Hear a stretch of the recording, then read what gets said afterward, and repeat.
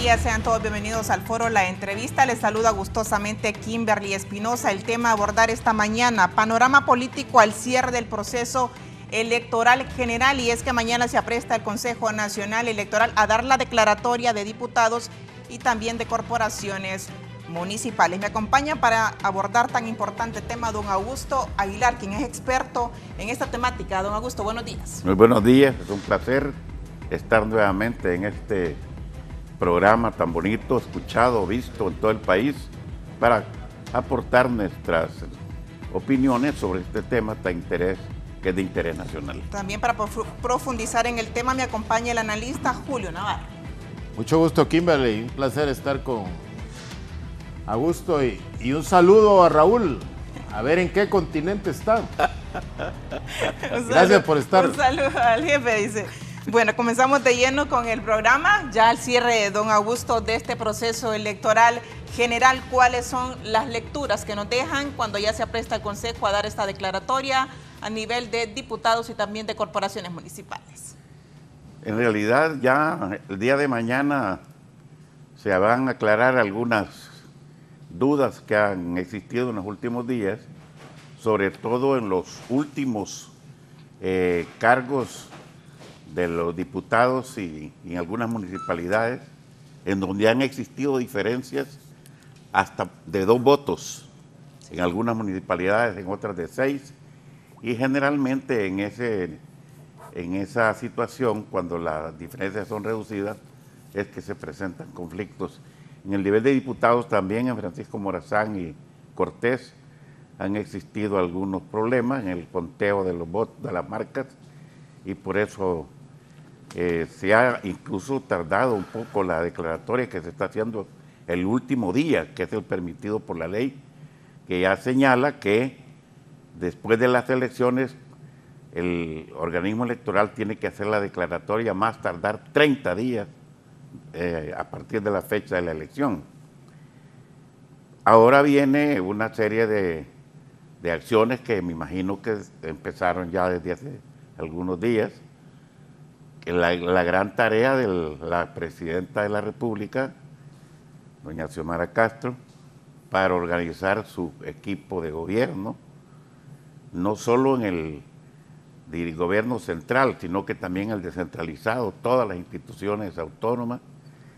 Es una gran tarea, me imagino que en eso están, con la colaboración de las personas que son entendidos en esa materia y que están muy cerca de ella. Me parece que en buena parte el éxito de este gobierno depende de la selección de las personas que la van a acompañar en el gabinete y en todas las acciones que tiene que resolver, que son muchas, de tal manera que es una tarea bastante difícil. Julio Navarro. Kimberly, mañana es 28 de diciembre, sí, Día de los Santos Inocentes. Pero yo creo que mañana no va a haber, nadie va a caer por inocente, porque a este momento ya todos sabemos cómo están las cosas. Yo creo que la inocentada fue el 28 de noviembre, entonces se adelantó esa inocentada. Esto también nos sirve para ver de que el proceso electoral, a mí me parece que fue bien manejado, bien organizado, aún con todas las dificultades, y que todos los reclamos que se dieron posteriormente, fundamentalmente en la planilla de diputados, hasta el momento, yo que le he dado monitoreo a todo eso, no ha cambiado nada. O sea, tal como se planteó, 50, 44, 10, 22 y 2, ni los dos del Partido Anticorrupción y el Partido Demócrata Cristiano se ha modificado. O sea que cuando hay transparencia en un proceso electoral, las tendencias realmente son respetables y son certeras.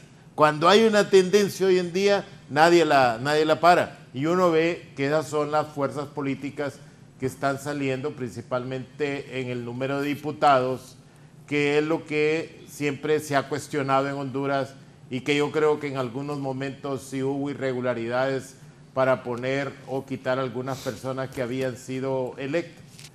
Entonces yo creo que hemos tenido un proceso electoral confiable, que por fin vamos a tener autoridades que son la expresión de los electores que llegaron a votar.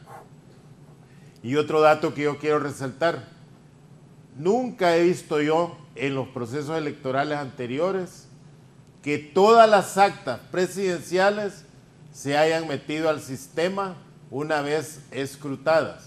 Esta vez las 18.293 actas fueron metidas al sistema de cómputo. Por lo general, anteriormente, como ya se sabía quién había ganado, y las actas que tenían algún tipo de irregularidad que se habían apartado no incidían en el resultado general, por lo general se dejaban sin meter en el sistema. Yo recuerdo allá por 2005, había como 2.500 actas que más bien alteraban el número de votos que sacaba el Partido Liberal, y recuerdo yo que hay un gran negociador que dijo, bueno, don Pepe Lobo acepta que gane Mel Zelaya, pero que no gane por 1 millón de votos. Y entonces ganó por 999.999 votos, algo así. Esta vez no va. Y esta vez los reclamos que hubo, que venían del Partido Nacional, que es el partido que nunca había reclamado fraude ni nada que me parezca, se dio porque el Consejo Nacional de Elecciones puso todas las actas en internet.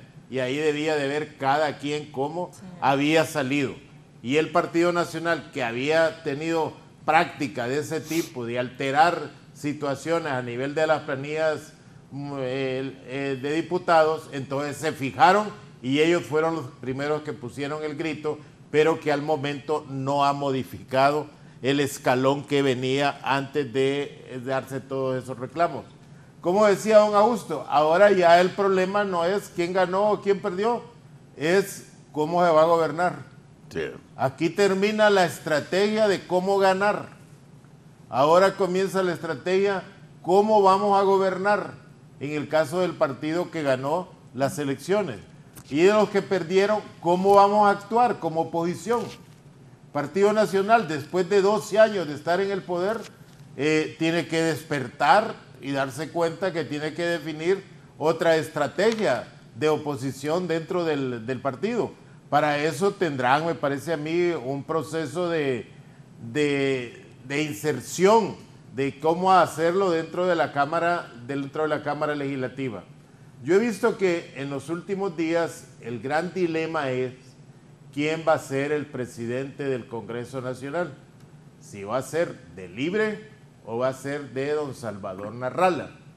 Kilben, hasta el momento lo que he visto yo es que el Partido Libertad y Refundación ha ratificado su compromiso a partir del coordinador general y la presidenta electa de que el presidente del Congreso Nacional lo va a seleccionar Salvador Narrala, y por lo que hemos visto en los comunicados, don Salvador ya seleccionó a don Luis Redondo.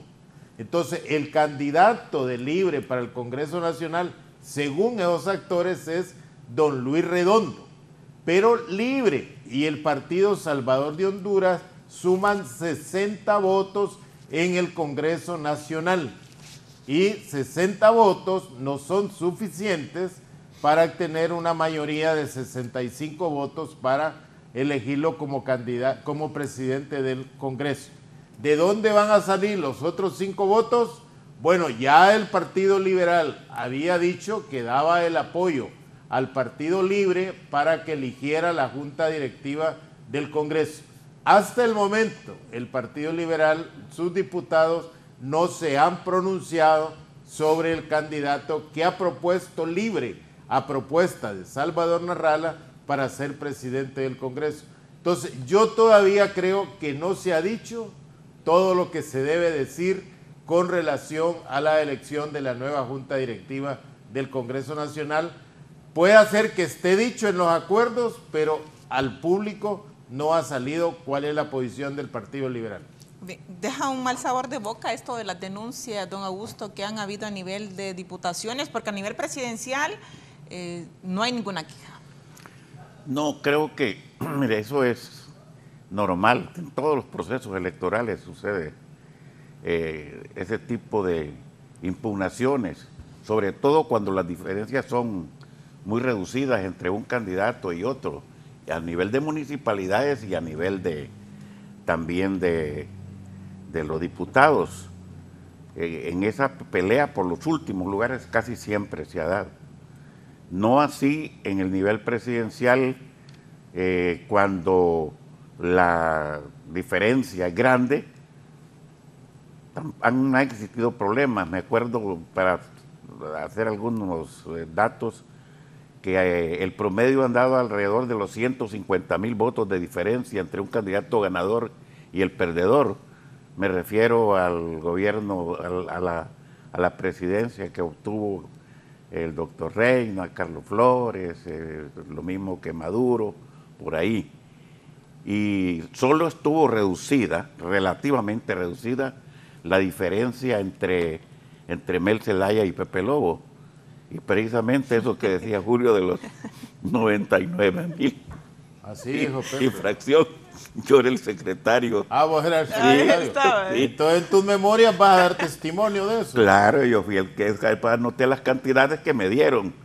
Pero ahí lo que sucedió es que se costó. Pepe no quería aceptar su derrota. No quería. Costó un poco, pero porque la diferencia era reducida. No así en los otros casos. En esta oportunidad es tan contundente la victoria de Xiomara, que no queda ninguna oportunidad ni pretexto para protestar por los resultados. Eso está, yo les digo a mis amigos que es tan contundente que no queda oportunidad de hacer reclamos ni impugnaciones, lo mismo que un partido de fútbol. Cuando a un equipo le meten 8-0, ¿cómo le va a echar la culpa al árbitro? No hay de dónde. Ni para eso. De tal manera que las otras cosas que se han presentado últimamente son relativamente, diríamos, normales. Pero a estas alturas ya está decidido y, como dice Julio Navarro, desde lo que se planteó desde el principio, lo que se esperaba, esos han sido los resultados, por lo menos en la cantidad de diputados de cada uno de los partidos. Y en lo que sí creo que se han producido algunos cambios es en ese último lugar de los diputados, donde han estado, diríamos, en una pelea por las marcas, porque han sido muy reducidos esos márgenes en las últimas posiciones en el departamento de Cortés y de Francisco Morazán. Por lo demás, pues creo que fue una elección para mí inédita, nunca visto en Honduras. Y hay una cosa que es fundamental, y ahí quiero yo echarme un poco de flores, porque si no me las echan los demás me las voy a tener que echar. Yo solito. Sí, yo solito. Vea, en esta ley hay algunas falencias, hay algunas cosas que todavía hay que corregir y que mejorar. Pero lo contundente de esa ley, a la que contribuimos nosotros, una iniciativa nuestra, es haber dejado ese artículo que dice que el escrutinio tiene que ser público, obligatoriamente. Entonces, también contempla que si los miembros de la Junta Receptora de Votos no lo hacen de manera pública, caen en responsabilidad penal. Entonces, ¿qué es lo que garantiza eso? Que los ciudadanos, los electores, pueden ubicarse a 4 metros, y así se hizo, a 4 metros de distancia de la mesa, para observar el conteo, para observar la redacción del acta y la transmisión. Eso que concuerda con lo que estaba mencionando Julio, que se publicaron todas, se dieron a conocer. Entonces, esa es una de las cosas nuevas que ha garantizado en buena parte estas elecciones, que han sido relativamente exitosas. Y hay otras cosas como la incorporación del lector de huellas, sí, para darle mayor transparencia y confianza. Que fue un éxito eso, realmente. Claro, sí. Y la otra, Julio, que es importantísimo, son estas 3 cosas. Es la transmisión simultánea de los resultados. Que antes, ¿qué es lo que sucedía? Que desde los centros de votación o desde la Junta Receptora de Votos se daba la información solo al organismo electoral. Y había un centro de cómputos controlado, y ahí es donde se cometían muchas irregularidades, con eso de las actas inconsistentes que se apartaban, y luego quedaban, esta sí la ponemos, esta no la ponemos, para favorecer o perjudicar a alguien. Eso es esas tres cosas, y esto último de alguna manera ha contribuido a que haya mejorado la imagen y la calidad de nuestras elecciones. Algunas cosas se quedaron pendientes, claro, que yo sugería, había mencionado que es necesario afinar algunas cosas y debe hacerse en el primer año de gobierno. En este año que viene, en el primer año, hacer esos cambios, porque después resulta ya más difícil cuando hay intereses, cuando ya han salido candidatos. Vea, por ejemplo, el problema con lo que mencionaba Julio, de la elección del presidente del Congreso. En este momento yo no veo tan grande el problema va a ser después, porque casi en un 100% todos los presidentes de los congresos aspiran a ser presidente de la República. Y entonces ahí no sabemos quién va a ser el presidente, puede ser que sea Redondo, y si es Redondo y quiere ser candidato presidencial, ahí va a tener problemas con su mismo partido y con otros.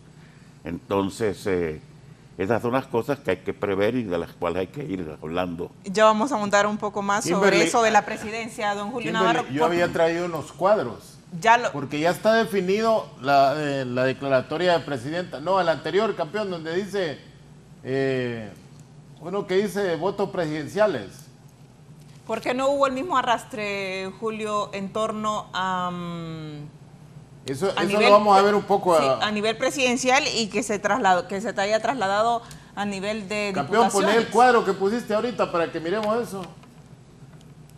Mire, por ejemplo, votos presidenciales y marcas por partido político. Sí. El único partido que le ha entendido muy bien hasta ahora era el Partido Nacional. Partido Nacional disciplinado. Sí. Votaba en plancha. Ahora vimos que ya no es tan disciplinado, porque se rompió la jerarquía o se rompió la sumisión que tenía. Mire que escogimos 6 departamentos. Francisco Morazán, Partido Libre, saca 319,000 votos y 4.6 millones de marcas. Le pusimos redondo ahí, pero hay más marcas ahí. 4.6 millones de marcas. Eso quiere decir, un votante del Libre, ¿cuántas marcas hizo en una papeleta? Hizo 14.4 marcas, de las 23 que tenía que hacer. Sí. Si ese militante hubiera hecho 16 marcas, Libre a este momento tuviera 13 diputados en Francisco Morazán.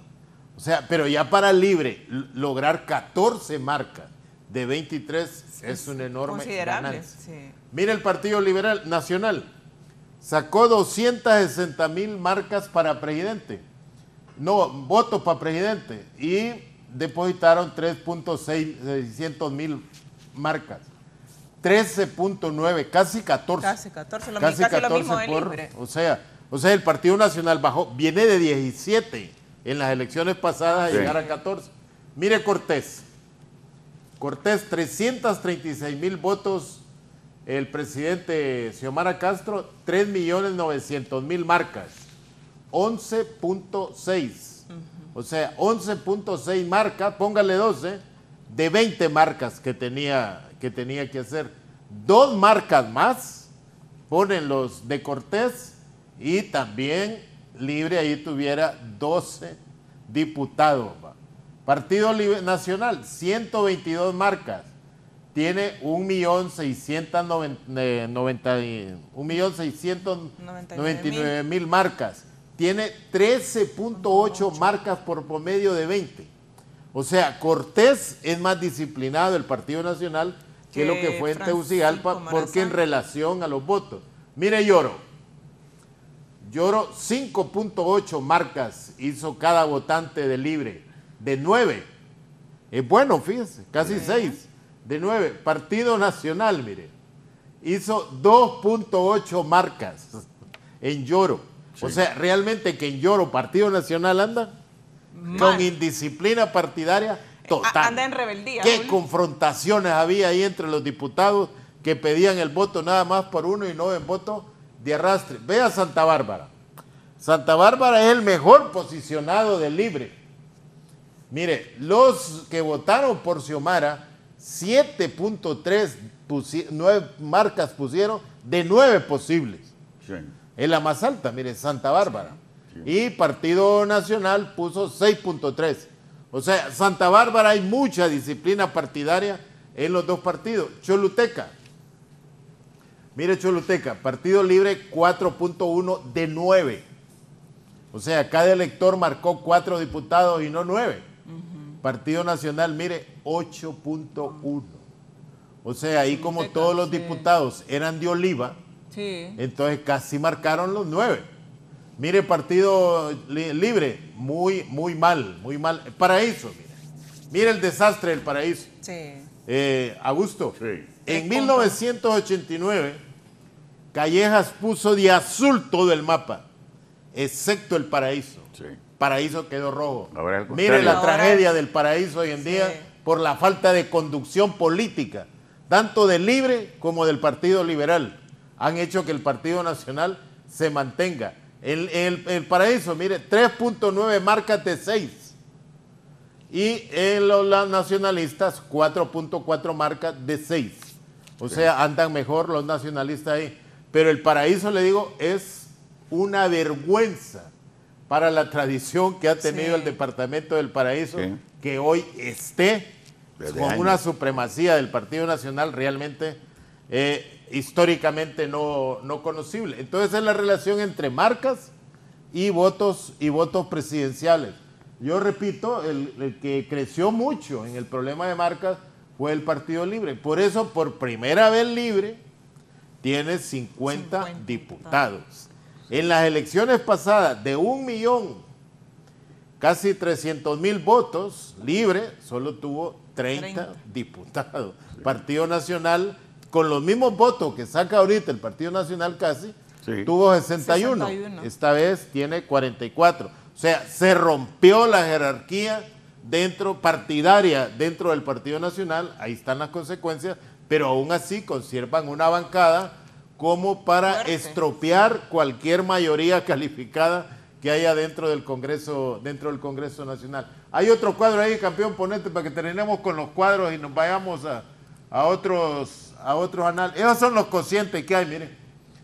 O sea, Libre ocupó 256 marcas, 56.000 marcas para sacar un diputado. Partido Nacional, 209.000 marcas. Partido Liberal, 260.000 marcas. Salvador necesitó 401.000 marcas para tener un diputado. Y Partido Anticorrupción, con 105.000 marcas, hizo un diputado. Y Democracia Cristiana, con 166 marcas, hizo un diputado. Mire, esa es la Democracia Cristiana. Es interesante, ese muchacho nunca apareció como que era candidato. Y mire la cantidad de marcas que obtuvo, porque son marcas del partido como tal. Veamos lo otro, campeón. Ahí hay otro cuadrito.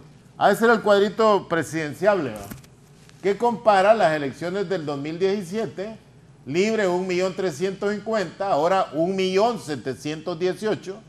Partido Nacional 1.409.000, ahora 1.240.000. Y en las elecciones del 2017, Partido Liberal 483, Partido Liberal ahora 335.735. Mire, esos son aproximadamente 3.000 votos menos de los votos que sacó el candidato Yanni Rosenthal en las elecciones primarias. Vea, que el Partido Nacional ha llevado 1.240.000 votos es realmente interesante, importante. ¿Cuánto le costó al Estado que el Partido Nacional lograra llevar su militancia? Por eso vimos nosotros que había un bono tras otro bono soberano, el otro bono aquí, para poder llevar a su gente a votar. Eso lo debe analizar muy bien el Partido Nacional, tiene gente que lo haga, porque en otras condiciones, sin tener la chequera del Estado, le va a ser muy difícil movilizar poder recuperarse en votos. Hay otro cuadro ahí, campeón, miremoslo a ver. Mire, este es los cuadros de las personas más votadas. Jorge Cálix. Yo puse este cuadro porque en Libre siempre se ha dicho que el soberano es el que manda, dicen en Libre. Es una frase que la repiten todos, el soberano. En Libre no se habla de pueblo, no se habla de votantes, se habla de soberano. ¿Quién es el candidato o diputado que más apoyó el soberano? Jorge Cálix con 228,000 votos. ¿Quién es la mujer que más votos sacó en todo el país? Es Beatriz Valle con 224,000. Mire, esos son votos, no son marcas, son votos. Votos como tal, es realmente interesante. Va. Miren el Partido Nacional. Liz y Marcela Matute, 174,000 votos. Jorge Zelaya, 174,000. Sí, Jorge. Jorge Zelaya, ese seguro que va a ser el presidente de la bancada, si respetan al soberano. En el Partido Nacional, Liz Cano sacó 166,000. En el Partido Salvador de Honduras, la doctora Suyapa María Figueroa, 118,915 marcas.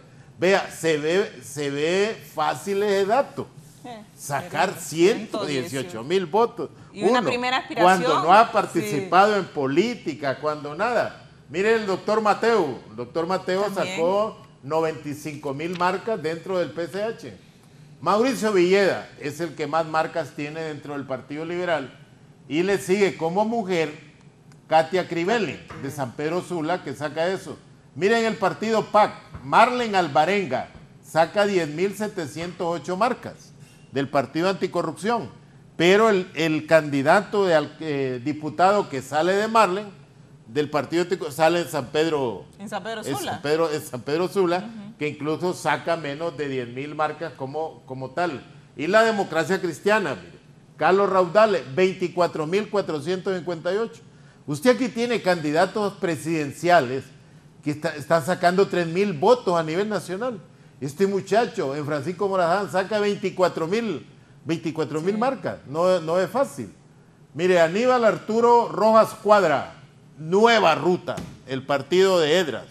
Ese es el más votado. Mire, don Rojas Cuadra, usted lo ha visto en unos programas que aparece.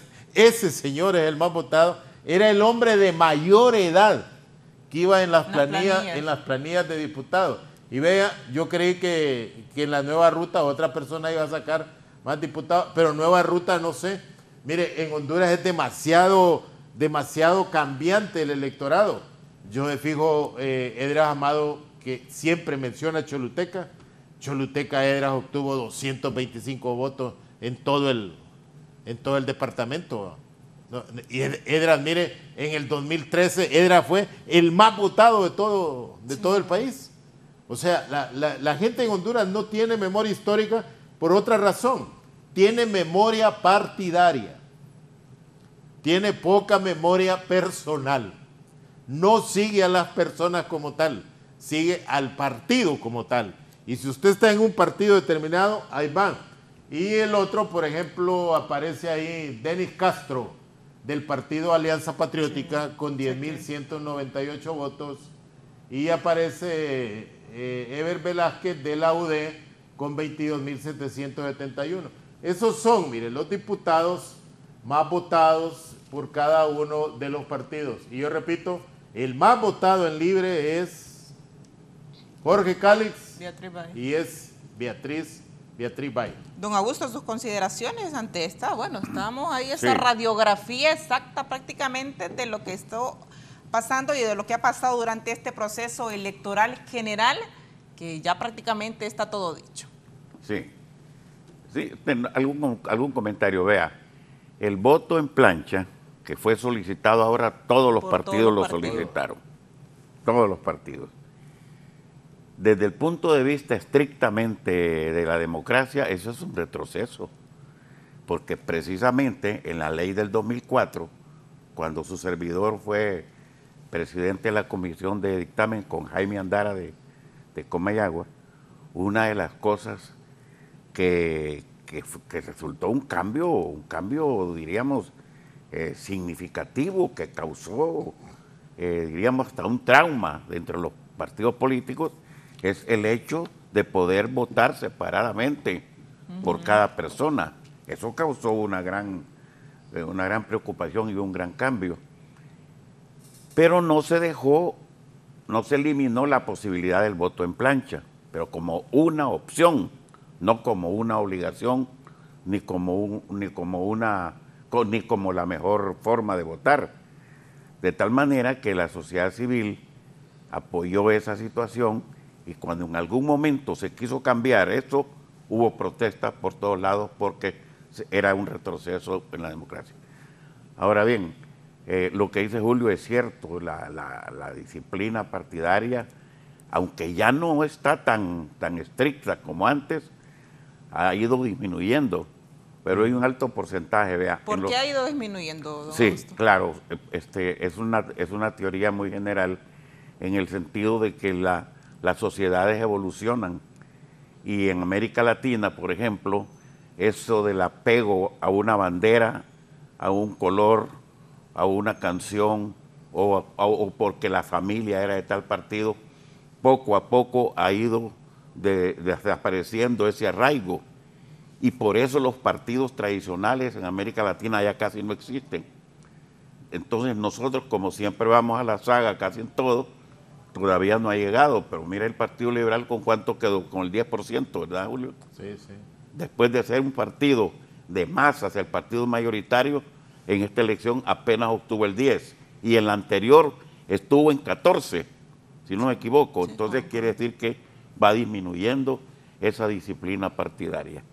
Y esto en América Latina ha sido un fenómeno, y prácticamente partidos así tradicionales solo quedan unos 4 o 5 en el continente, pero la mayoría disminuidos, pequeños, así como está el Partido Liberal en Honduras.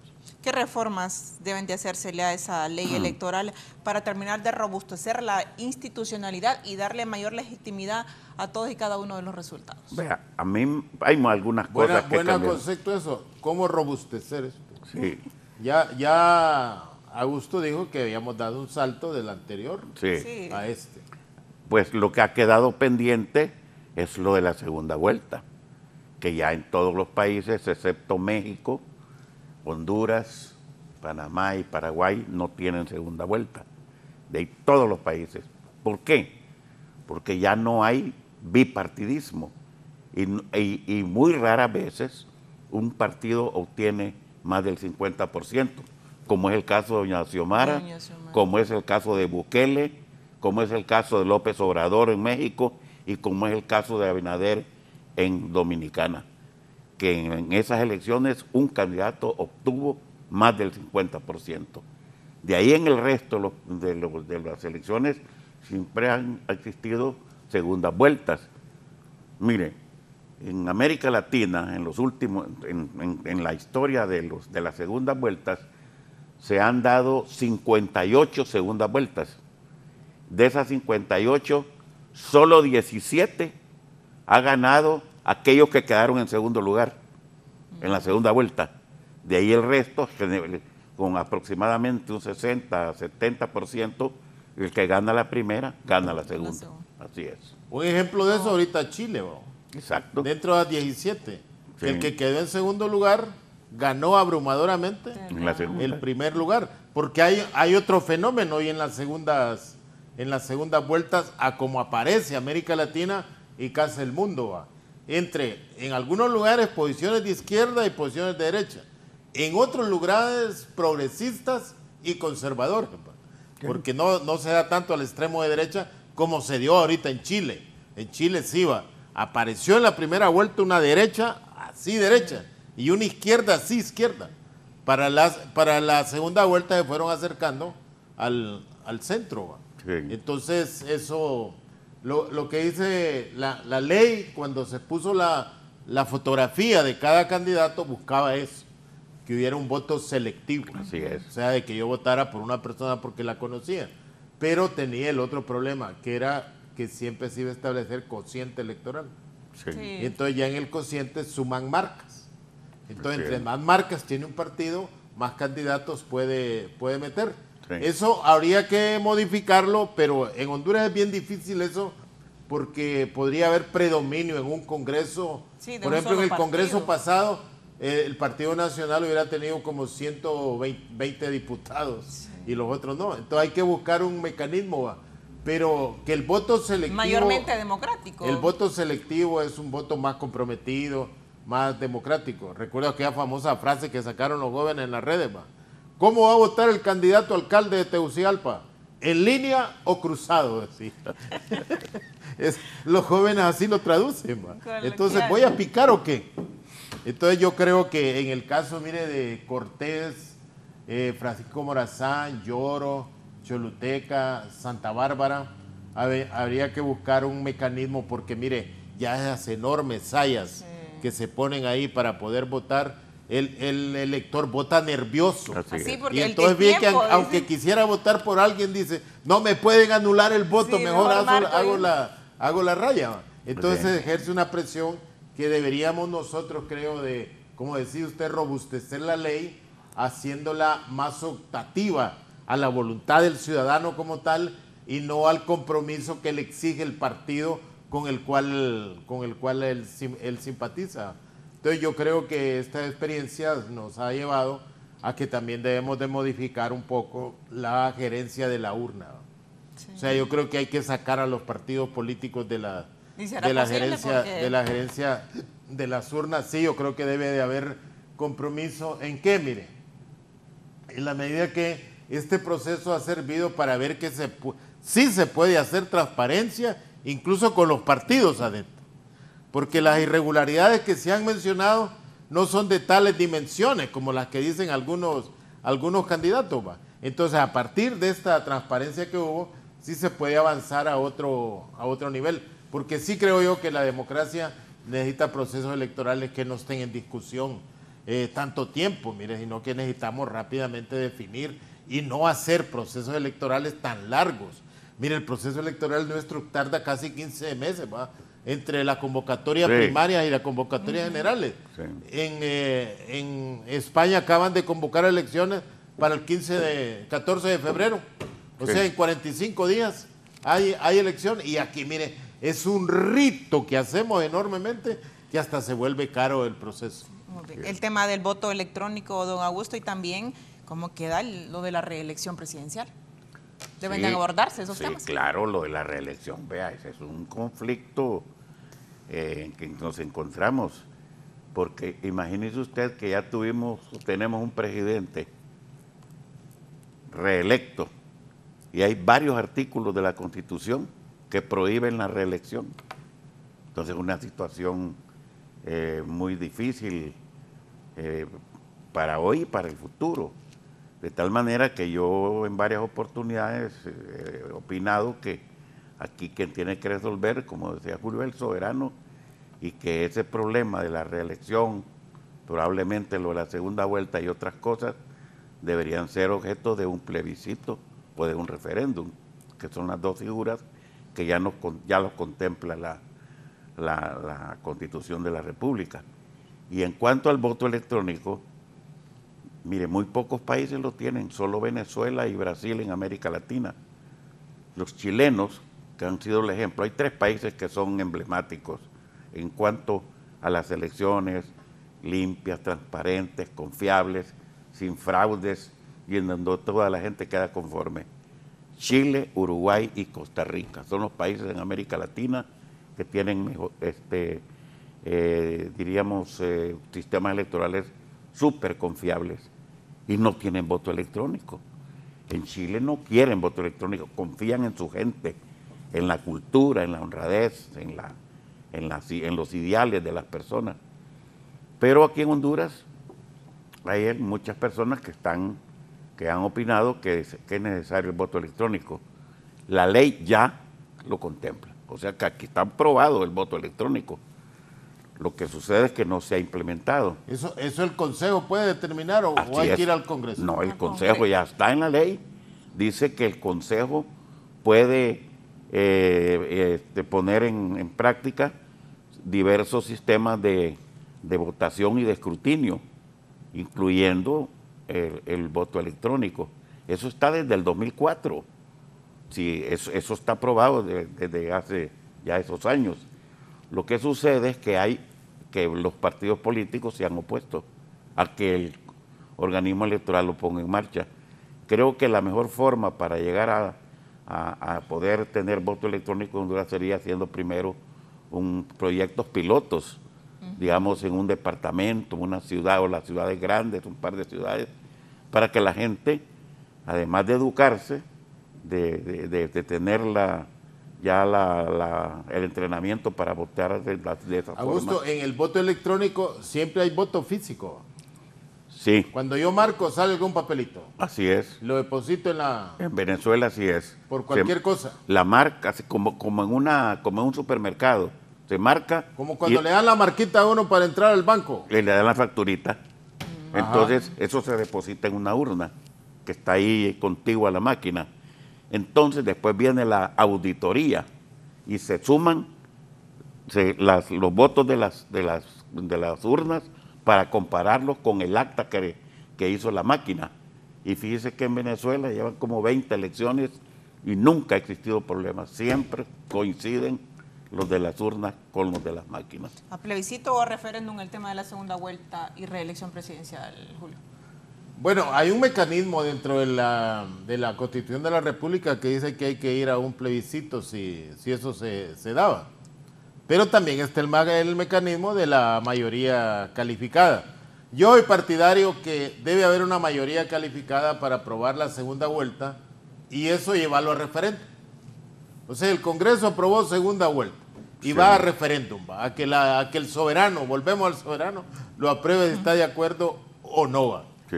Mire, los pueblos son tan inteligentes que esta vez votaron más allá del 50% por un candidato para dejar sin discusión de que es posible una segunda vuelta o no va. Porque esta segunda vuelta, estas elecciones fueron prácticamente mayoritarias con relación a la voluntad que puso el electorado, como dijo Augusto al principio, para que no haya ninguna discusión. Y ya decía don Toño Rivera, lo escuché decir, que ya a las 2 de la tarde ellos sabían que estaban totalmente derrotados. Entonces, o sea, que ante la voluntad electoral en un determinado momento, en una coyuntura política, miren, no hay ley que la contenga. Sí, el voto masivo. ¿Cómo hacer ese trabajo coordinado entre el Ejecutivo y también el Congreso Nacional ante esa integración que ha habido a través de las urnas?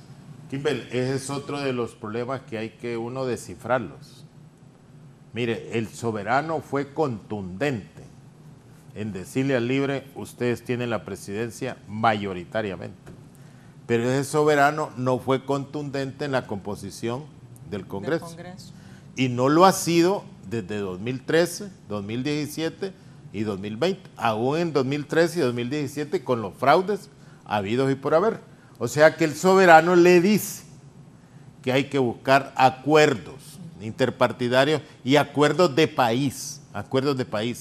Yo hasta el momento veo que el principal discusión y acuerdo es quién va a decir Narrala que es el presidente del Congreso.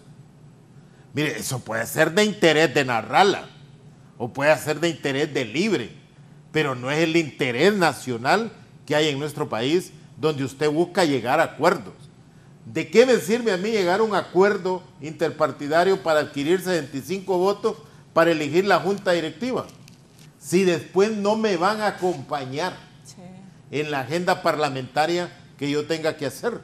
Entonces, mire, primero hay que definir una agenda parlamentaria para que a partir de esa agenda parlamentaria se busque la persona indicada que debe conducir el Congreso Nacional.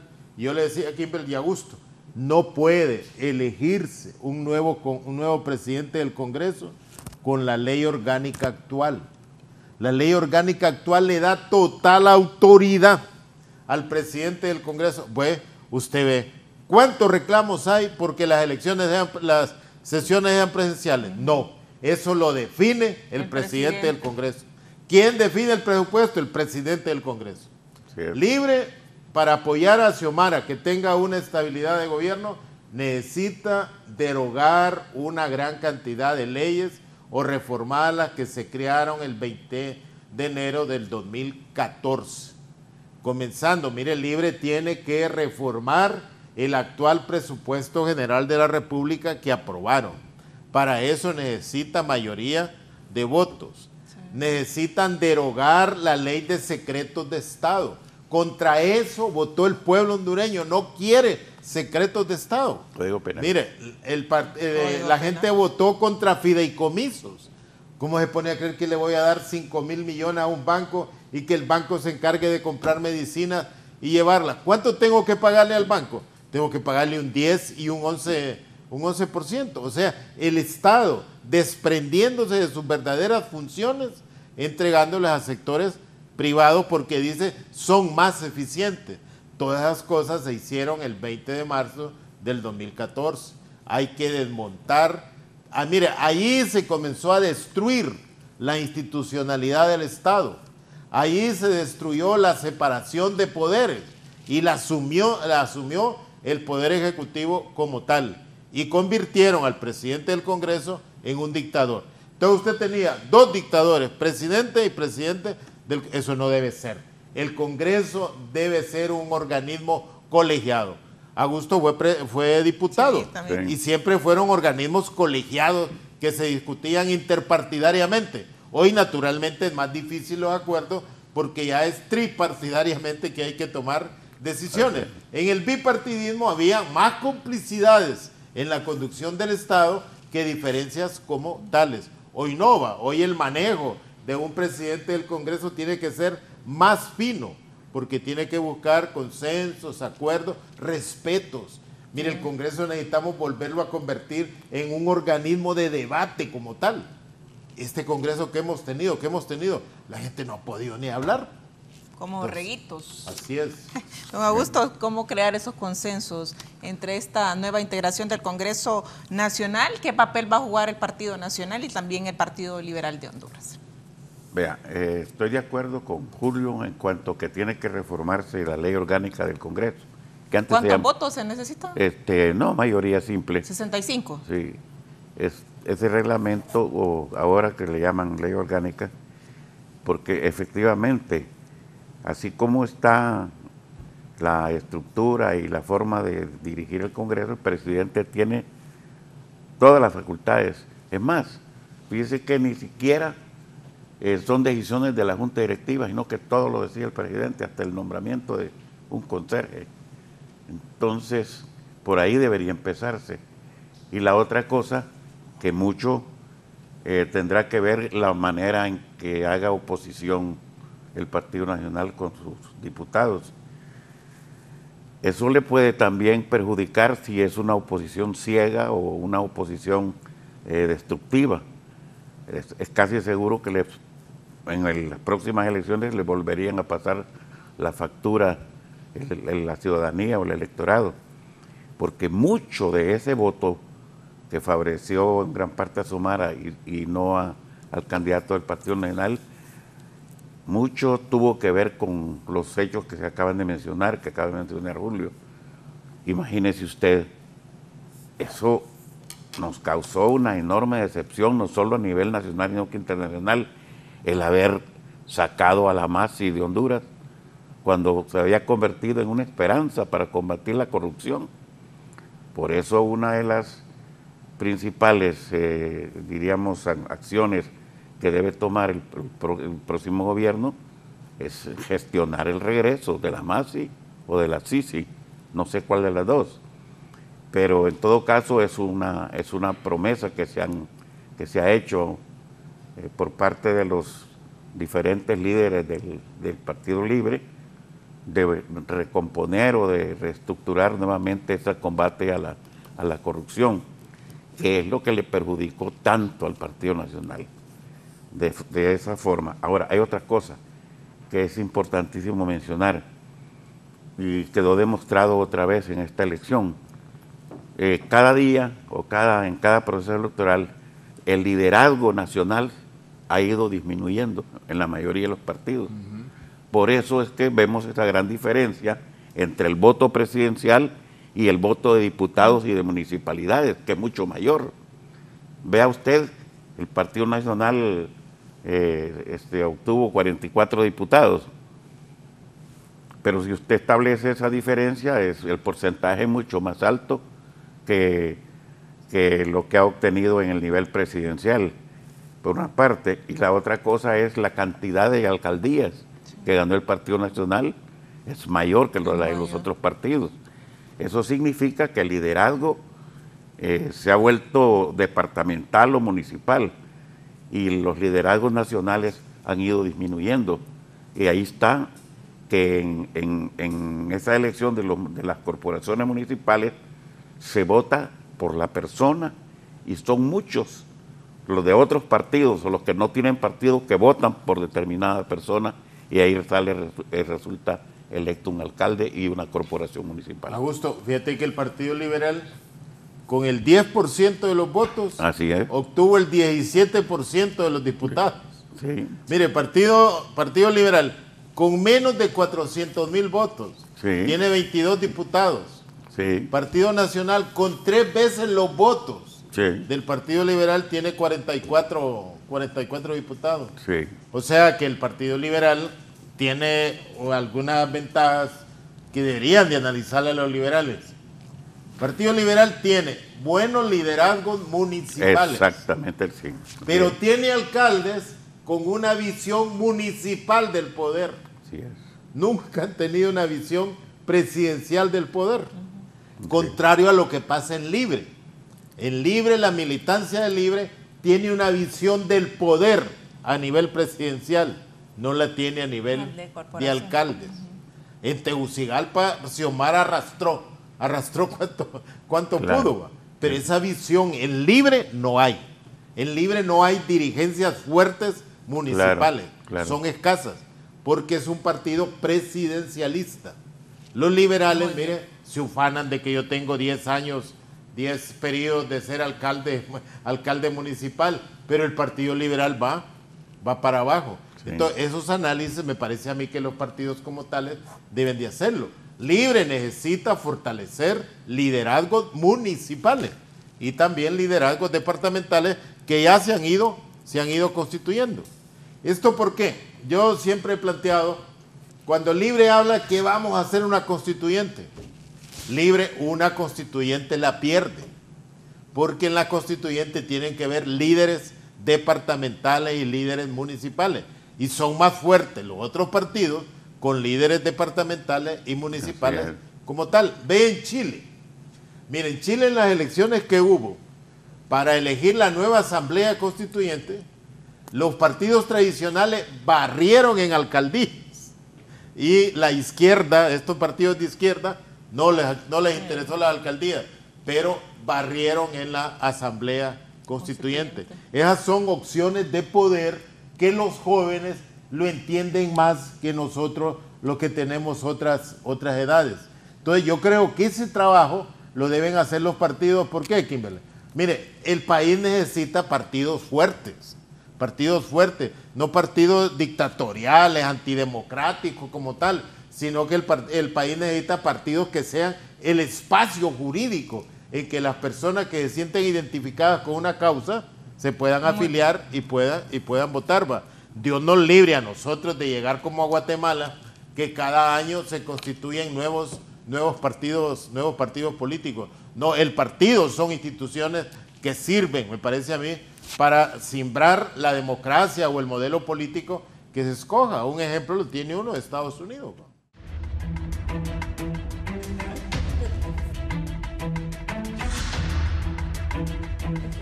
Continuamos con más del foro La Entrevista. Luis Redondo ya cuenta con el respaldo de la presidenta electa Xiomara Castro de Celaya y también del ingeniero Salvador Narrala. Don Augusto Aguilar, ¿podrá lograr todos los consensos necesarios para sumar la mayoría simple de 65 votos y lograr este objetivo político? Me parece que sí, hay muchas posibilidades.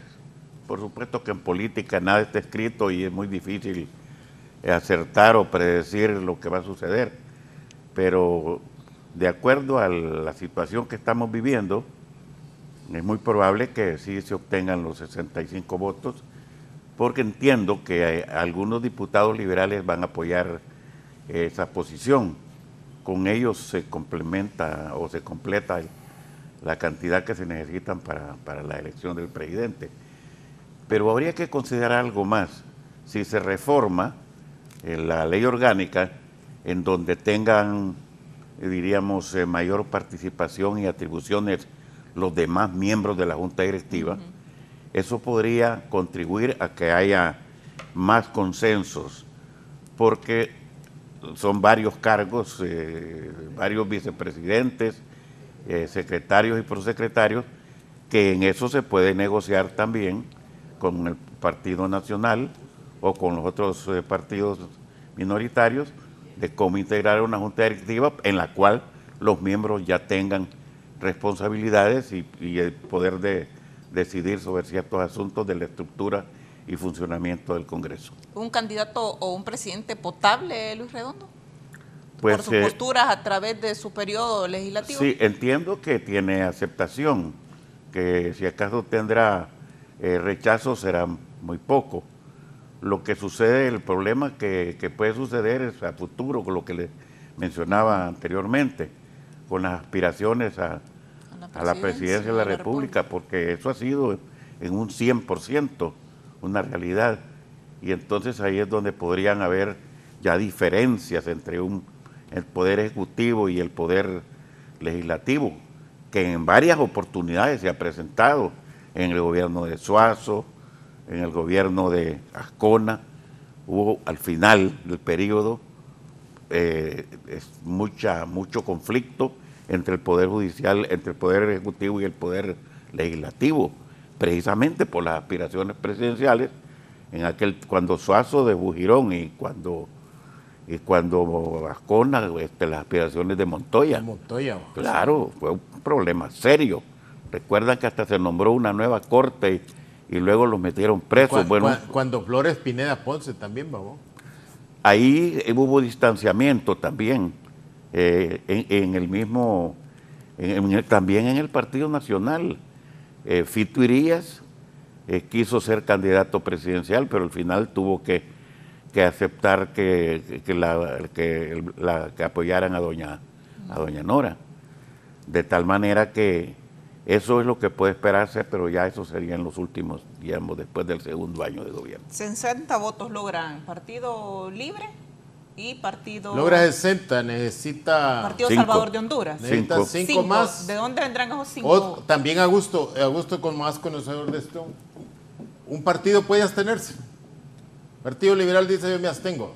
Sí, puede abstenerse. Puede abstenerse. Entonces, te abstenes, no ocupa 25. Los españoles así hacen. Sí. Cuando van a aprobar un presupuesto y al partido vasco no está de acuerdo, entonces le dice: mire, me voy a abstener para que los socialistas hagan mayoría. Yo no decía aquí la ley permite eso. Que la ley, no, si la ley habla por mayoría. O sea, el presidente, la Junta Directiva del Congreso se elige con mayoría de votos. Sí. No la mitad más uno de los No, 128. No, con la mayoría de los...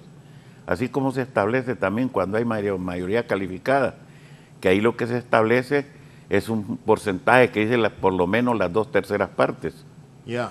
Sí. Entonces, Kimberly, hasta el momento yo he visto que la discusión está en elegir al presidente del Congreso.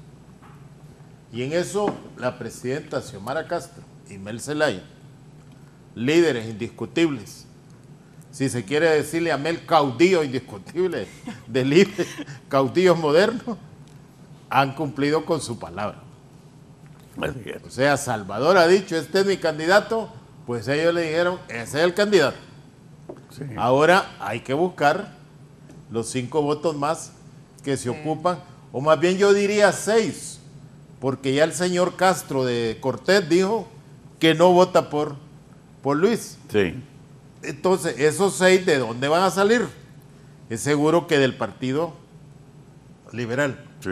Aunque el Partido Nacional, yo lo he escuchado con deseos de sumarse a lo que decida Libre. Y eso debe ser, mire, una cosa que hay que reconocerle a la nueva gente que está del Partido Nacional.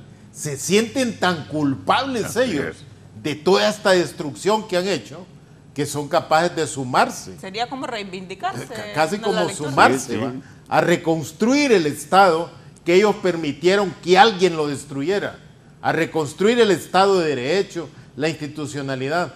Entonces, sí hay condiciones, me parece a mí, para elegir un presidente del Congreso en el caso del señor Redondo. Yo el problema, donde lo veo, es la otra etapa. Sí, claro. La agenda que usted tiene que aprobar. Así es. ¿Cuáles leyes se necesita aprobar? Y en la coyuntura en que estamos... Aprobar y en algunos casos derogar, porque entonces, en la coyuntura en que también estamos, es más las leyes que hay que derogar. Así es. Sí. Imagina lo que hemos llegado, Sí. que hay que derogar para volver a construir el Estado de Derecho. Así es. Y entonces, en esas leyes que hay que derogar, ahí hay controversia. ¿Estará de acuerdo el señor Redondo en que le deroguen la ley orgánica del Congreso Nacional que le da poderes absolutos al presidente del Congreso? A saber, ¿hay tentaciones en el poder? Sí hay tentaciones. Claro. Yo como presidente quisiera ser totalmente democrático o me amparo en esa ley. Sí. Entonces la derogación de las leyes requiere ya no la simple acuerdo para elegir el presidente del Congreso, porque la aprobación o desaprobación de otras leyes entonces le daría certidumbre al gobierno de doña Xiomara, Sí. le daría estabilidad. Usted necesita renegociar la deuda externa. Nosotros hemos visto que hay una enorme simpatía de los norteamericanos por los resultados electorales en Honduras. Puede ser que esos norteamericanos estén dispuestos a ayudarle a Honduras en los organismos financieros internacionales para renegociar la deuda. Así es. Mire, actualmente la deuda se come 58 mil millones por año del presupuesto general de la República. O sea, con eso está totalmente atado. Imagina, el último presta 104 millones de dólares para dar el bono soberano a los nacionalistas para que fueran a votar soberanamente. No, me parece a mí que son abusos que se han cometido. Entonces, eso necesita. Mire, un tema delicadísimo que tiene conexiones no solo partidarias, sino de carácter empresarial, que es más delicado tocarlo que los intereses partidarios, es la ENE. Sí. Vea, el 20 de enero de 2014 se aprobaron 67 contratos de energía eléctrica. ¿Cuántos de esos contratos realmente se pusieron a funcionar? Yo creo que muy poco, porque seguimos diciendo que hay escasez de energía eléctrica.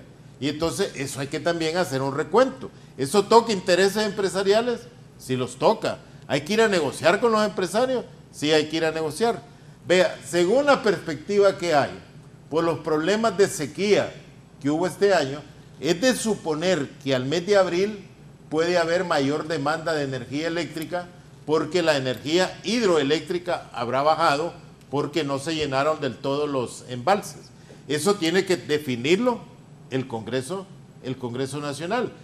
Los partidos de oposición que puedan obstruir podrán generarle problemas. Entonces, yo repito, si ya hay acuerdos en que entre el señor Redondo sea el presidente del Congreso, ahora hay que ir a la otra instancia, a negociar la agenda parlamentaria que se necesita. Y el aliado natural en esto son 17 diputados que hay del Partido Liberal, porque yo veo 5 del Partido Liberal que son un medio clon de lo que ha habido ahora del Partido Nacional. Eso habría que ver, que no se puede contar con ellos. Pero con lo demás, sí, yo creo que el señor Gianni Rosenthal ha mostrado compromiso con el país en apoyar la nueva mayoría que se ha visto en este proceso electoral.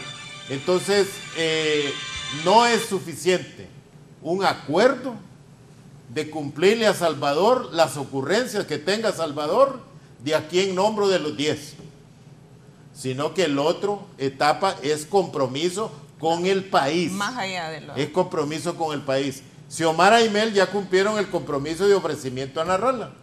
¿Pero es suficiente eso? No. Falta la otra etapa. Negociar lo que hay que hacer en el país en beneficio de todos. Kimberly, la ley de secretos de Estado, esa ley que creó este gobierno, que no se puede decir nada. Ahora, ¿vamos a seguir con eso o no? El pueblo está en contra de eso. El pueblo quiere transparencia. Código penal. Así como el Consejo puso todas las actas en Internet.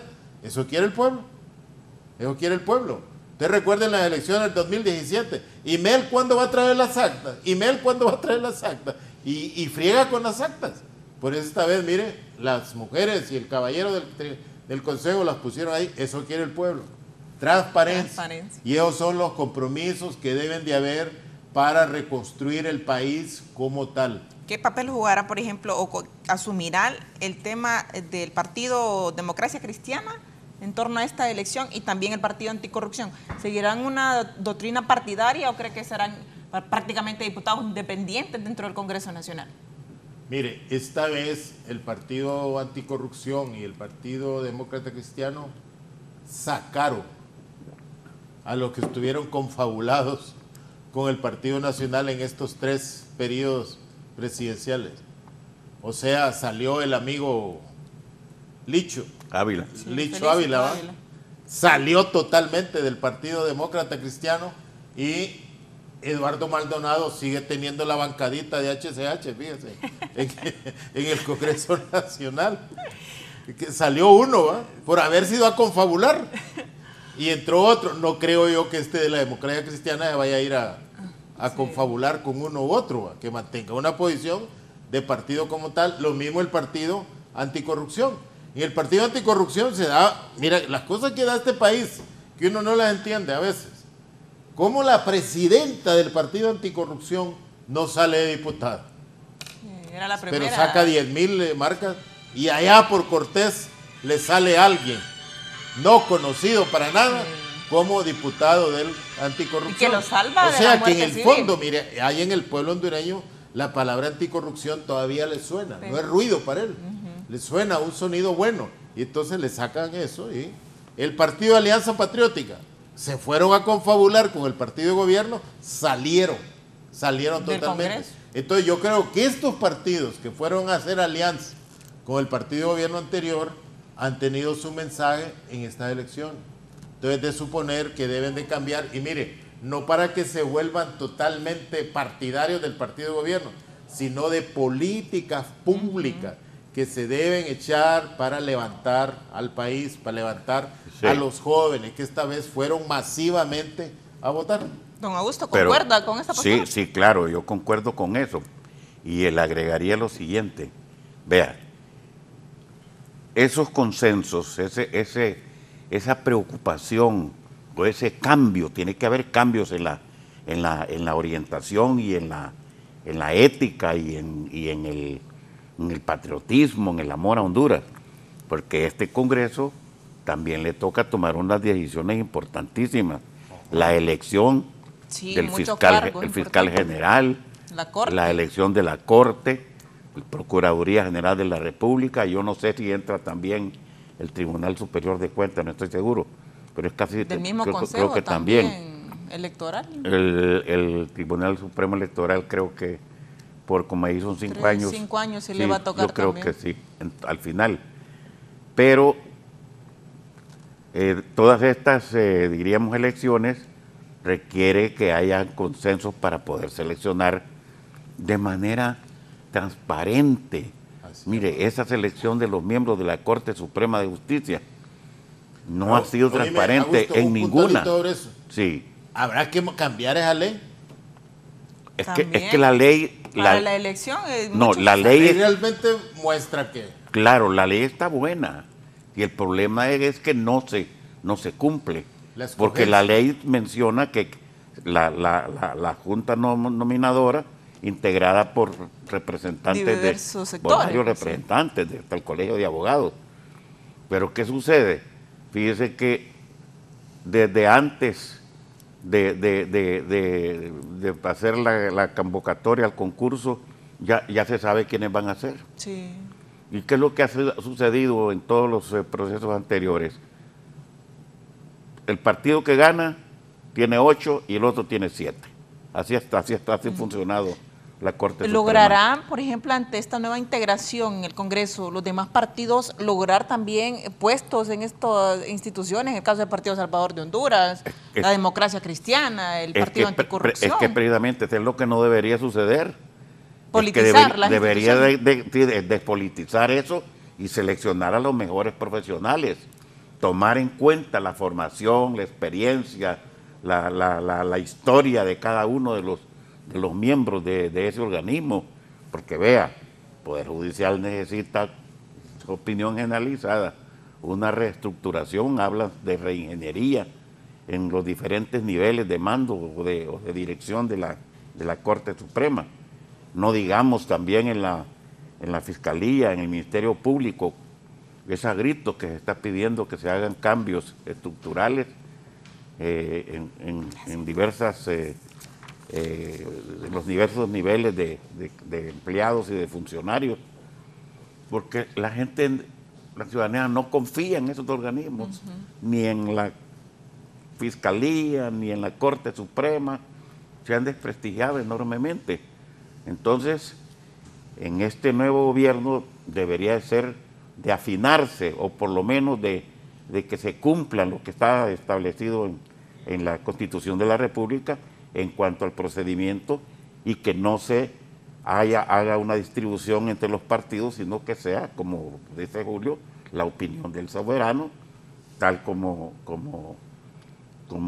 es la aspiración de cualquier pueblo o de cualquier país, en donde sea la voluntad del pueblo la que tenga prioridad sobre las voluntades partidarias o de personas o de líderes. Esto de la elección aparentemente va a ser siempre una utopía, Julio, porque siempre dice que el Congreso se ocupa para elegir la Corte, sí, para elegir el fiscal, para elegir Tribunal Superior de Cuentas, para elegir procurador, elige también, ¿va? Sí, Para elegir el de transparencia. También. Vea, para eso no sirve el Congreso.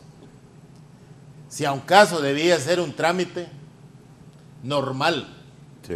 pero no aquella suspicacia que se crea en el país. recuerdo la última elección de la Corte. O sea, allí se aprobó que no había ni segunda vuelta, sino tercera vuelta. Ese presidente de la Corte salió en tercera vuelta. Primera nada, segunda nada, hasta en la tercera, en la medida que fueron midiéndole temperaturas a los diputados como tal. Eso no podría volver a ser. Sí. Mire, nosotros antes tuvimos Cortes Supremas de Justicia realmente de abogados de altos vuelos, de alto nivel. ¿Lograrán Narrala Y lo escogían como abogados del foro, como personas, como tal. Entonces, eso habría que ver. Narrala no tiene experiencia sobre eso. Quienes tienen experiencia sobre eso es Partido Liberal y Partido Nacional. ¿Cómo distribuir? ¿Y Libre logrará integración? Los poderes del Estado. Esta vez Libre tiene que participar. Pero también, mire, sería volver a repetir eso. Sí. ¿Cuántos magistrados de Libre van a haber? ¿Cuántos liberales van a haber? No, ya por favor, ya eso no va. Así es. Busquemos abogados de nombre, que tengan familia, que tengan parentescos que proteger, hombre, por favor. No diputados, magistrados que uno tiene, que tienen hasta juicios pendientes en los tribunales de justicia y están ejerciendo justicia. No debía de ser, ma. Entonces también deberíamos de quitar esa idea mezquina que tenemos, que el Congreso sirve para eso. Esos deberían de ser trámites de ratificación normal. Sí. Yo sí creo que debería cambiarse la ley como tal, porque esa ley ha fracasado. O si no, reformarla y definir otros mecanismos de selección de los candidatos que deben de ir. Y buscarle su historial, a ver cuál es su historial, qué cuentas pendientes con la justicia ha tenido. Recuerden Estados Unidos, Sí. Alguien que haya tenido una demanda por alimentos o violencia doméstica, lo inhabilita totalmente. Eso Así necesitamos nosotros en el país. Mire, el pueblo ha votado por eso, porque las cosas Pero ¿cómo catapultar cambian. esa iniciativa? ¿Cómo construirla? Entonces, esos son parte de los acuerdos que un dirigente del Congreso Nacional o una junta directiva colegiada debe buscar con los demás partidos políticos, definiendo perfiles de quienes deben de ir como tal, con toda la autoridad necesaria. Yo soy incluso de los que creo que una Corte Suprema de Justicia que dura 7 años debería de ir a un referéndum, a ver si el pueblo ratifica que deben de ir o no deben de ir, para que quitemos todo ese tipo de suspicacia, ¿va? O sea, Sí. ¿cuántos juicios en la corte ahí están?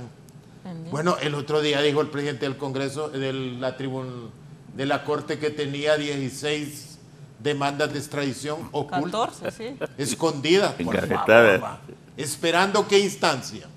Como dijo un presidente, no dije antes lo del seguro, dice, porque iba a perder el partido. Entonces, ¿esperando qué? La justicia no debe esperar coyuntura. La justicia es justicia y debe aplicarse en el tiempo indicado. Tiene un año Efectivamente. trascendental el don Augusto, bueno, la elección de todos estos cargos, Claro. que asuma la presidenta electa Xiomara Castro este 27 de enero y también ese nuevo Congreso Nacional. Sí, claro, indudablemente, y hay una cantidad de cosas. Imagínese usted que no lo hemos tocado, Julio, lo de la tasa de seguridad. También. Tasa de Imagínese seguridad. usted que, según lo que opinan Bueno, los los empresarios conocedores, pegan el grito al que cielo. son Y los 3.000 millones de lempiras al año los que se recaudan y nadie sabe para dónde va ese dinero. Sí. No hay rendición de cuentas. Ese Y es un incluso tema. ya sobregirada dicen que está. Así está sobregirada. Entonces hay algo también, Julio, que yo he estado meditando sobre esto del resultado de por qué el Partido Nacional con tantos, diríamos, hechos que han perjudicado la vida y la trayectoria de este país en estos años, por qué obtuvo esa cantidad relativamente para lo que se esperaba que iba a ser menos. Hay algo que sucedió en esta campaña, en este proceso electoral, que es que jamás se había derramado tanto dinero, comprado tanto voto como en esta elección por parte del Partido Nacional. En eso quienes lo vieron, lo afirman, lo confirman. Ayer precisamente de mi pueblo me estaban comentando que un candidato del Partido Nacional le entregó a uno de los bolitos, ¿verdad?, del pueblo 8,000 lempiras para que le consiguiera los votos de los otros 10 bolitos del pueblo y cantidades millonarias en todos lados. A mí me parece que en buena parte eso contribuyó que el Partido Nacional no hubiera sacado menos votos, por una parte.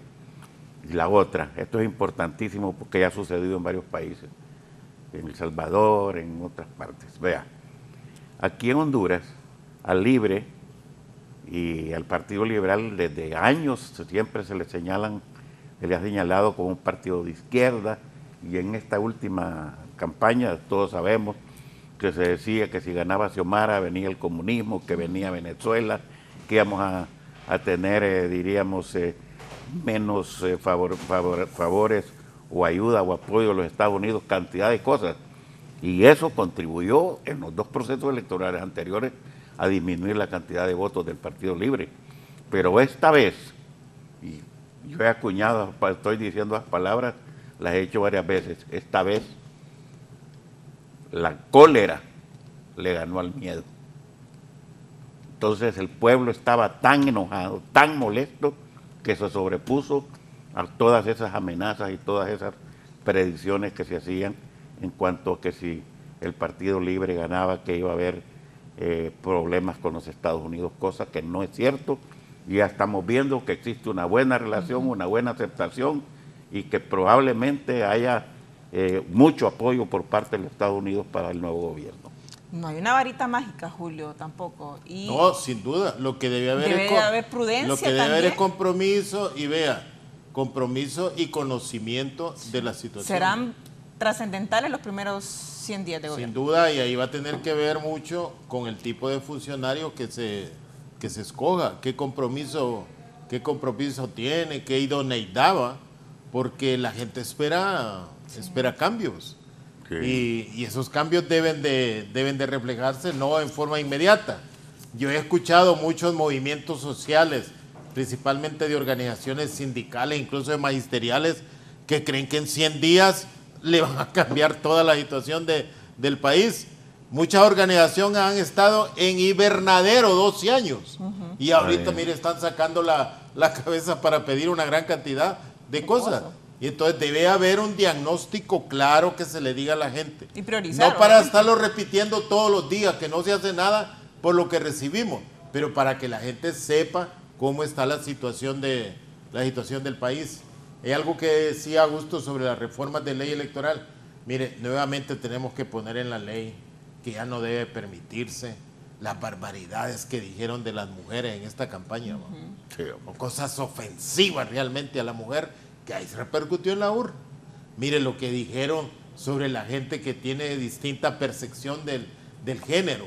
Barbaridades también. Y son hondureños, son personas que tienen madre, hermanos, que tienen familia, que tienen amigos.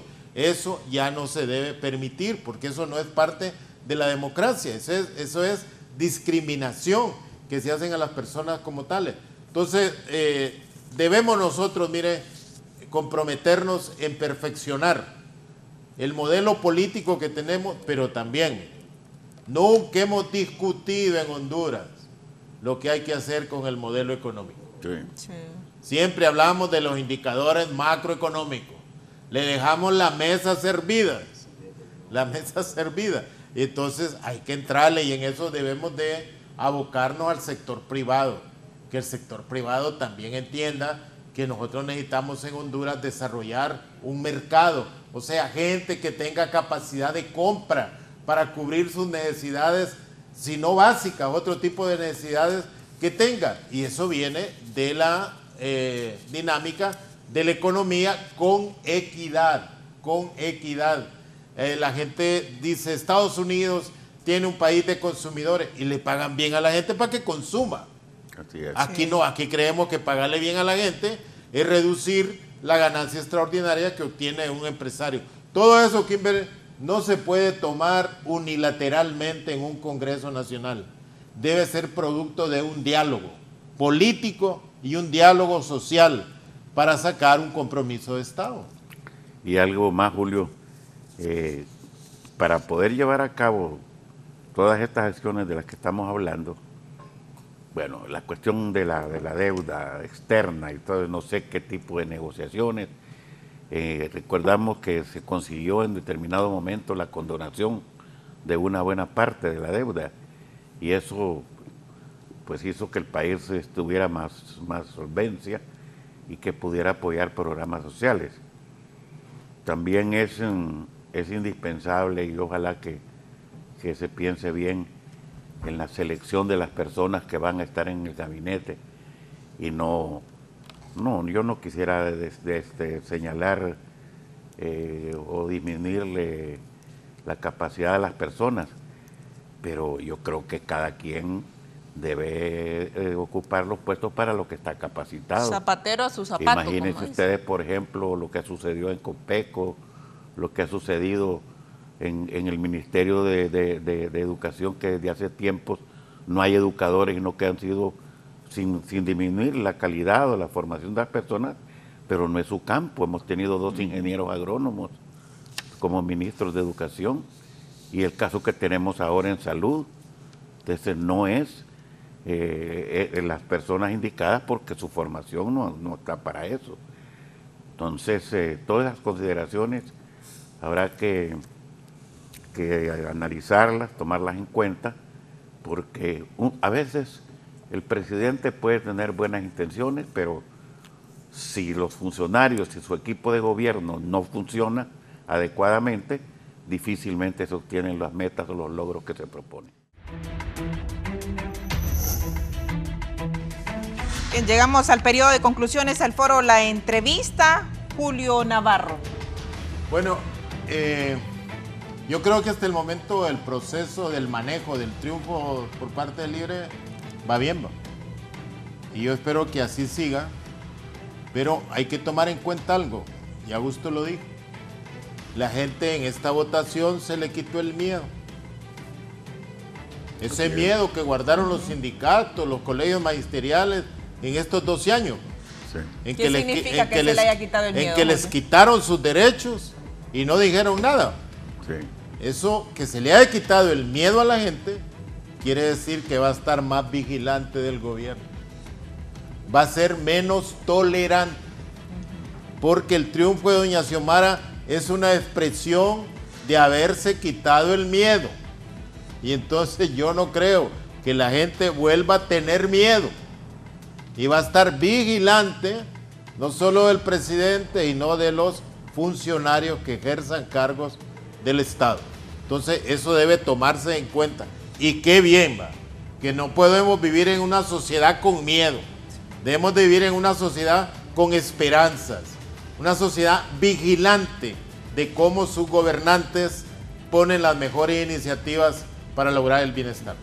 Bien, muchísimas gracias a Julio Navarro, también don Augusto Aguilar. Sí, coincidimos con Julio en casi todo, y luego tenemos que pensar en que el gobierno tendrá unos retos muy grandes, y me imagino que le van a exigir desde el principio, pero en eso hay que ser, diríamos, toda una especie de comunicación, que los organismos del Estado y el pueblo esté consciente de que no se pueden resolver todas las cosas de la noche a la mañana. Sí. Y porque hay algunas cosas que hay que negociarlas con otros países, sobre todo la parte económica, la cuestión de la inversión extranjera, etc. Pero quisiera finalizar con esto que dijo Julio, que es muy cierto, que en esta oportunidad y probablemente en los procesos electorales del futuro, la cólera se va a imponer al miedo, que ya la juventud ha perdido el arraigo o lo ha dejado de lado, ese arraigo a la familia, al color, a la bandera, a un partido.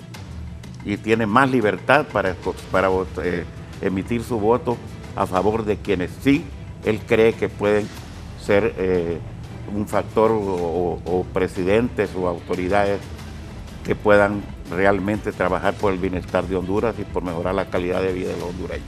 Bien, muchísimas gracias a mis dos distinguidos invitados. De inmediato vamos con un resumen informativo.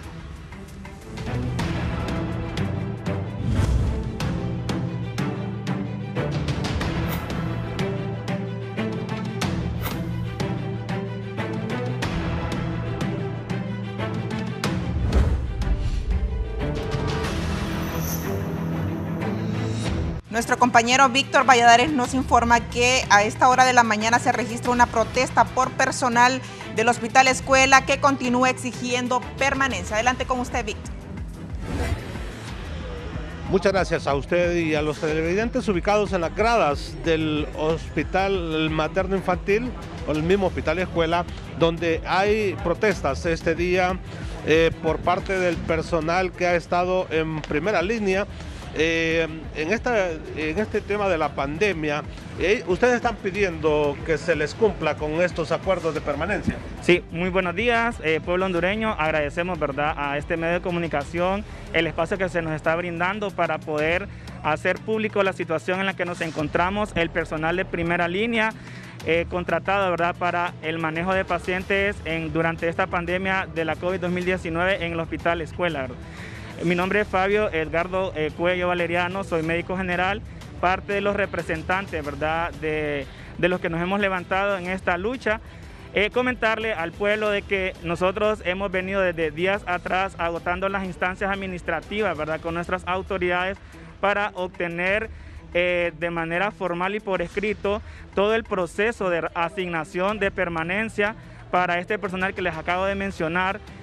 Pero no hemos logrado, ¿verdad?, esas peticiones, y desde el 23 de diciembre decidimos pues, tomar acciones ya más notorias a nivel del pueblo hondureño para que de esa forma se nos escuche y podamos tener respuestas a las peticiones que les hemos realizado a las autoridades del Hospital Escuela aquí, ¿verdad?, en estas instalaciones. Nos encontramos el día de hoy ya con acercamientos con nuestras autoridades para poder obtener nuestras peticiones.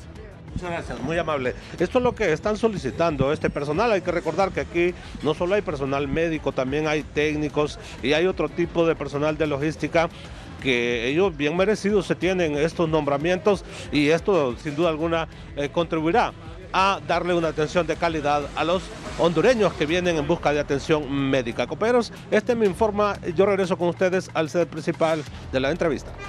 Bien, muchísimas gracias a nuestro compañero Víctor Valladares. De inmediato, Gisela Calix nos detalla que detienen a un taxista y a un menor de edad por el supuesto delito de extorsión aquí en la ciudad capital. Así es, buen día, Kimberly. A los televidentes de la entrevista me acompaña un agente de la Fuerza Nacional Antimaras y Pandillas y nos va a explicar dónde y cómo han sido capturadas estas personas. Muy buenos días. Muy buenos días, Gisela. Así es, continuando la fuerte operatividad que tiene la Fuerza Nacional Antimaras y Pandillas, en las últimas horas han sido capturados 2 miembros de la pandilla 18 dedicados a realizar el cobro de la extorsión. Esto ocurrió en una operación de seguimiento y vigilancia que se realizó en la colonia El Pedregal, en donde un conductor de taxis que conducía la unidad 2360 era el que realizaba el cobro de la extorsión junto a un menor infractor de 17 años de edad. El conductor del taxi es identificado con el nombre de José Rodrigo Vázquez Ortiz, de 21 años de edad, conocido con el alias del Gordo, y el menor infractor es conocido con el alias del Chele. Según información proporcionada por los miembros de Antimaras y Pandillas que participaron en esta operación, estos 2 miembros de esta estructura criminal se dedicaban a realizar el cobro de la extorsión en ese sector de la colonia El Pedregal, amenazando a sus víctimas que si no pagaban lo exigido, pues ellos pagarían con sus vidas. Quiero informarle que en la colonia El Pedregal en este año hemos tenido resultados positivos en donde varios miembros, cabecillas de esta estructura criminal, han sido capturados y ya se encuentran guardando prisión en los diferentes centros penales del país, y esto es a raíz de la operatividad que tiene la Fuerza Nacional Antimaras y Pandillas y también la colaboración de la ciudadanía en denunciar a través de la línea 143 y el 911 cuando están siendo objeto de extorsión. Al momento de la detención de estos individuos se les decomisó dinero en efectivo producto del cobro de la extorsión que realizaban, además de 2 teléfonos celulares y el taxi en que se conducían. Bien, muchas gracias. Escuchaban a un agente de la Fuerza Nacional Antimaras y Pandillas, quien brindaba detalles acerca de esta captura de 2 personas por suponerlas responsables del delito de extorsión. Con este reporte vuelvo con usted al set principal de la entrevista. Buen día. Buen día, Gisela Calix. De inmediato nuestra compañera Shirley Martínez desde San Pedro Sula nos detalla que capturan a sospechosos de atentar contra 4 agentes de la Policía Nacional. Adelante con usted. Buenos días, específicamente me acompaña el subcomisario Juan Alexander Savillón, portavoz de la Policía Nacional en la zona norte del país, en relación a un atentado que se suscitó en Lomas del Carmen en contra de unos agentes y rápidamente pues fue capturado uno de los sospechosos. ¿Es así la situación, subcomisario? Buenos días. Muy buenos días, teleauditorio de Canal 11. Como Policía Nacional, en horas de la noche en la colonia El Cacao del sector Lomas del Carmen, recibimos una denuncia de unos jóvenes que se encontraban haciendo disparos al aire, razón por la cual se movilizó un vehículo policial, una patrulla con 4 miembros de la carrera policial. Al llegar al lugar pudieron ver 4 jóvenes con arma de fuego en mano. Estos, al ver la presencia de la Policía Nacional, dispararon en contra de nuestros agentes policiales. Sin embargo, la experiencia de nuestros policías permitió que no saliera ninguno de ellos con heridas. Sin embargo, la patrulla policial sí presenta varias perforaciones producto de esos disparos. Horas más tarde se inician fuertes saturaciones, fuertes operativos, permitiéndonos esos operativos darle detención a uno de los presuntos responsables, un joven de 21 años de edad de origen misquito, y al momento de ser requerido se le encontró en posesión de un arma de fuego tipo pistola calibre 9 milímetros. Este será puesto a la orden del Ministerio Público por presumirlo responsable del delito de portación ilegal de arma de fuego y posiblemente atentado. Gracias al subcomisario Juan Alexander Savillón, portavoz de la Policía Nacional en la zona norte del país, con esta importante información. De momento yo retorno con ustedes al foro. Buenos días. Muchas gracias a Shirley Martínez. Con esto llegamos al fin del foro La Entrevista. Gracias por su sintonía.